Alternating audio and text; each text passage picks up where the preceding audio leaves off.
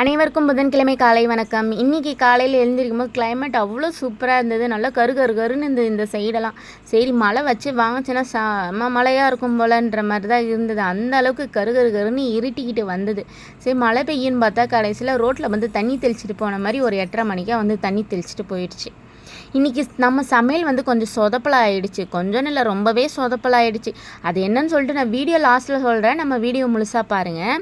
அதுக்கப்புறமா மணி ஒரு 8:30 மணிக்கு லைட்டாக தூறல் போட்டுது. என்னடா தூறல் போடுதேன்னு சொல்லிட்டு வீடியோ எடுத்துகிட்டு இருந்தேன். கொஞ்ச நேரத்தில் அப்படியே சுரில்னு வெயில் அடிக்க ஆரம்பிச்சிது. வெயிலும் அடிக்குது, மழை தூறலும் போடுது. அந்த மாதிரி இந்த கிளைமேட் சூப்பராக இருந்தது.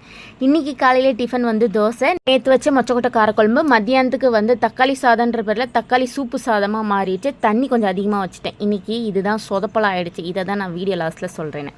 ஈவினிங் வீட்டுக்கு வந்ததுக்கப்புறம் ஒரு 7:30 மணிக்காக சரியான மழை, நல்ல மழை பெஞ்சுது. என்னோடய வீடியோ பிடிச்சிருக்குன்னு நினைக்கிறேன். மறக்காமல் சப்ஸ்கிரைப் பண்ணி சப்போர்ட் பண்ணுங்கள் ஃப்ரெண்ட்ஸ். பாய்.